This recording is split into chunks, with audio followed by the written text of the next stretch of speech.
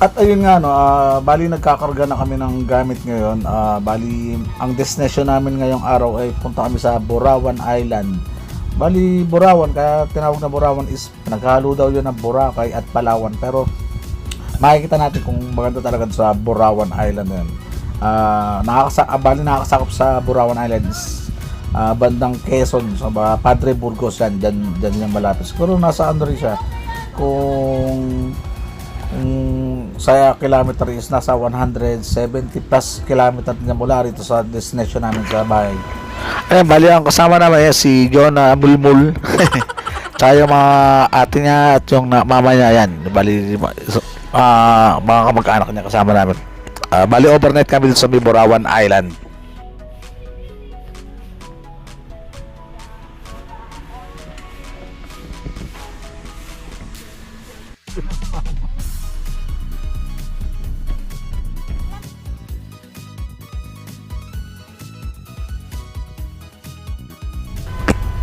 At na nga, nakatulog na nga ako sa biyahe. At nga pala, dumaan nga pala kami dito sa sa Pililla Rizal, tapos dumaan kami ng Sinaloan. Bali yung dinaan namin is way papuntang Bicol. Mga siguro mga 6 na oras din yata, 7 oras ganun, dahil by stop over kami, pero nakarating na kami gabi na, kaya ayan, medyo madilim na. Station 2 kung saan kuya? Station ba to? Station 2. Hindi, ito nga tayo. Sa may dagat, sa may tabi mismo. Ito? Ang tawid po namin ay tawid dagat po. Ayun nga, bali nga dito kami sa Station 1, kung saan katabi namin yung sasakyan namin at maglalatag kami ng tent. Kasi doon sa Station 2 and 3 ang tawid dagat daw yun, kung baka magbabangka pa. Kaya lang ngayon, parang sobrang lakas ng hangin ngayon. Talagang parang kala mo may bagyo eh. Sobrang lakas ng hangin. Yan o, dito na kami o. Burawan Island yan. Kaya lang, medyo gabi na kami dumating ha. Lakas ng alon.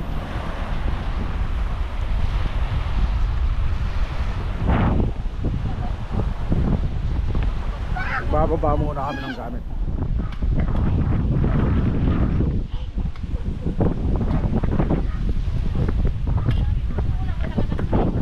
Ay, lakas ng hangin.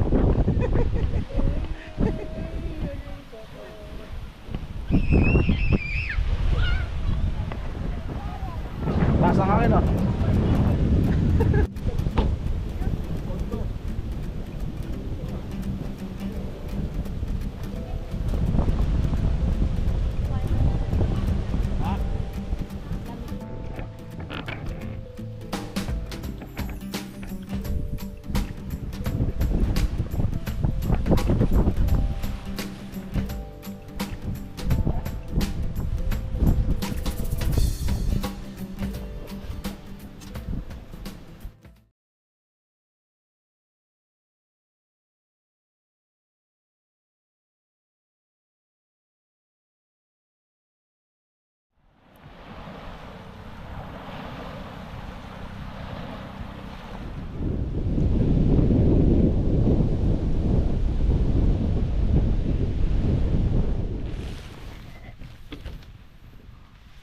Ay, lakas ng hangin.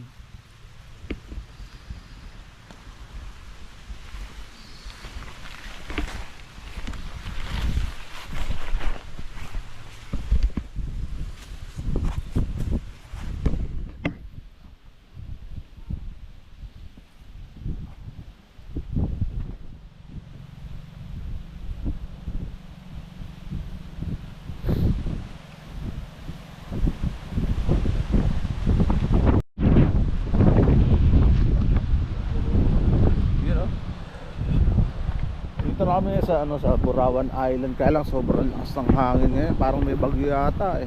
Ayan o, ng Burawan Island. Tingnan natin yung dagat niya. Ay, maganda. Mabato rito sa banda rito. Parts nito oh.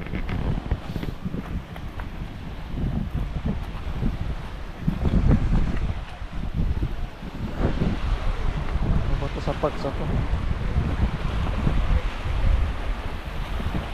Ayun siya, parang isla dun. Yan.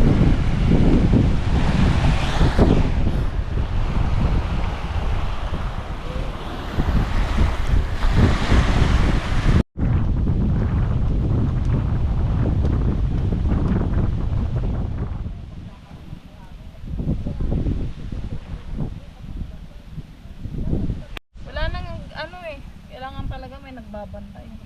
Delta mo. Ayun nga, mula kagabing pagdating namin hanggang ngayong umaga, talagang sobrang lakas ng hangin eh. Kaya hindi nga namin alam kung may bagyo ba o wala eh. Pero sabi nung katiwala, ganito lang daw talaga rito. Eh ngayon mag-aalmusal muna kami. Then pagkatapos ito, pupunta kami sa may tinatawag na magandang view na mga raming rock formation doon sa may kabila. Bali babaybay lang kami doon sa kabilang side. Tara, samahan nyo kami ron.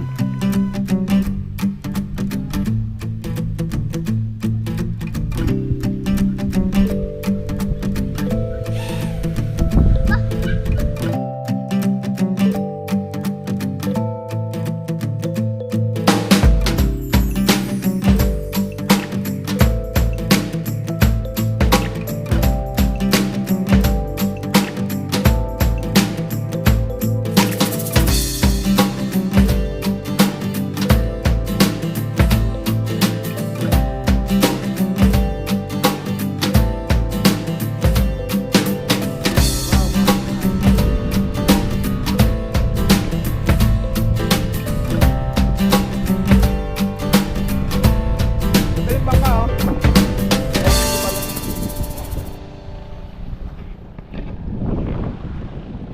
Dito kami sa side ng Burawan. Tatry namin pumunta doon sa kabila. Yan oh. Kaya. Ha? Hindi kaya? Hindi ko alam eh.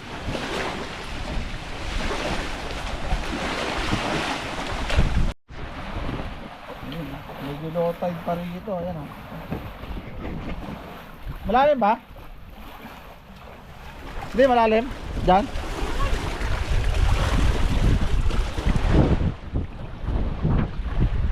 Diyan.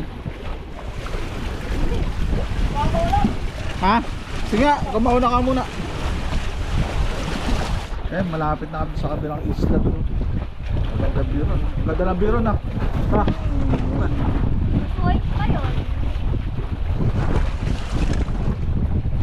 Lang pala lakarin. Maganda ng mga rock formation dito.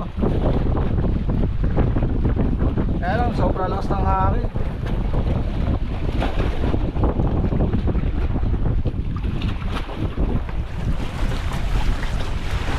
Uy, oh. Bilis. Ano, ayos ba rito? Andra? Ganda.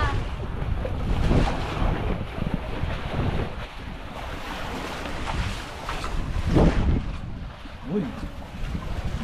Dito, wala nang hangin kasi may malaking bato na.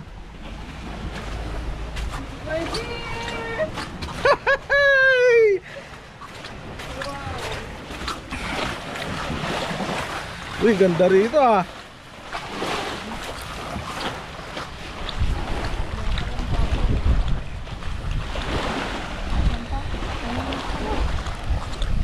Ayan, lakas din ng hangin.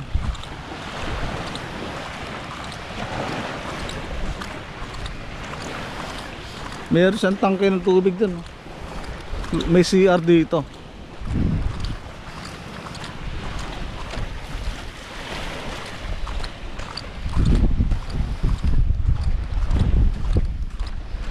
Pero maganda rito buhangin oh.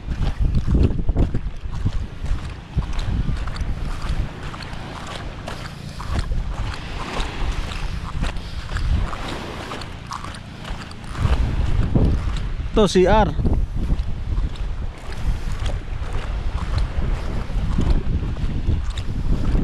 Ay guys, pagpupunta kayo rito yan, Burawan na yan. Mga rock formation dito magaganda. Grabe. Quality dito ah. Walang tao rito, walang nagte-tent dito ngayon ah. Puro andun lahat sa kabila, station by station kasi ito eh. Yun oh, lalaki ng mga bato. Yun parang may isla to.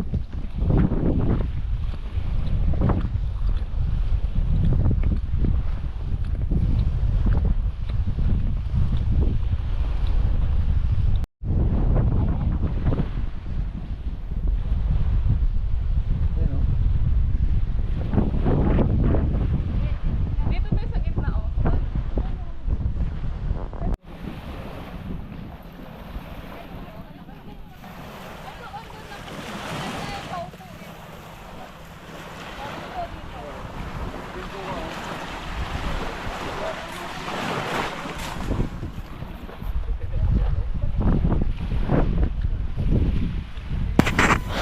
Ayun nga mga tropa, no, kung halimbawa nagbabala kayong pumunta rito sa may Borawan Island, malapit lang naman to, as in, siguro mula papasok 17 km doon mula sa may highway papunta dito sa may isla na to. Kumbaga wala naman tawid dagat dito, pero kung dito sa malalim, sabi nila sa station 2 is magbabangka ka, pero mababaw lang eh, kayang-kayang nakarin sa may gilid. Di bali ang entrance pala rito is 220 adult, overnight na yun, overnight na. Tapos ang tent pitching is 300, tapos bali kung aarkila kayo ng ano ng tent, yung malaking tent, nasa 400, pwede yun. Yun ang price nito. Maganda rin dito, ayan, to, walang ganong tao rito eh. Maganda rito, lalo na yung view niya, maganda. Kaya lang ngayon dahil sobrang lakas ng hangin talaga, talagang tatangayin yung ano eh, kumbaga yung mga gamit nyo tatangayin talaga eh, sobrang lakas ng hangin. Ayun, at ngayon pabalik na rin kami sa may tent namin, kumbaga sa pwesto namin, pabalik na kami na uwi na rin kami hapon gano'n after namin kumain. Ayan, bali yun nga, kung galing kayong Manila is nasa 170 plus kilometer tong Borawan, dahil sa Padre Burgos ay nakakasakop to ng Quezon na nakakasakop ito. Yun, dadaanan yung Lucena. Yun, kumbaga ito yung way na papuntang Bicol, yung mga umuwi ng Bicol dito. Yun, malapit na rito yung Atimonan, konti na lang Atimonan na.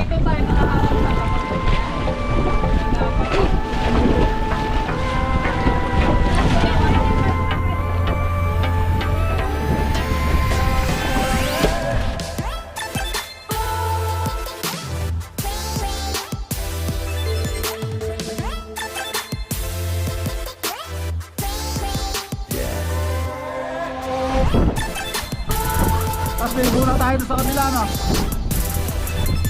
Tapos may...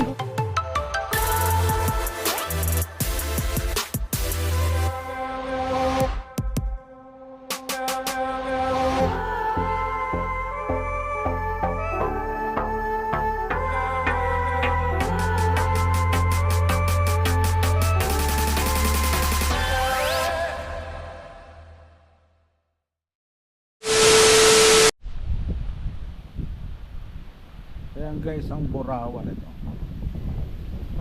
Station by station pala ito. Station 1, Station 2, Station 3. Ayan. Bali dito kami sa ano, Station 1. Bali Station 1 to. Yung pwede kayo mag-car camping. Kumbaga nasa tabi ng tent ninyo yung sasakay nyo. Ayan. So, sa kabila, yung merong mga rock formation. Ayan o. Ganda dito, kaya lang ngayong araw may malakas ang hangin.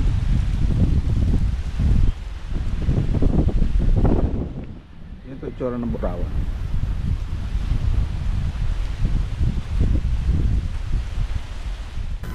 At ayun nga, kung nagustuhan nyo tong video na to, yan, madali lang puntahan tong Borawan Island yan.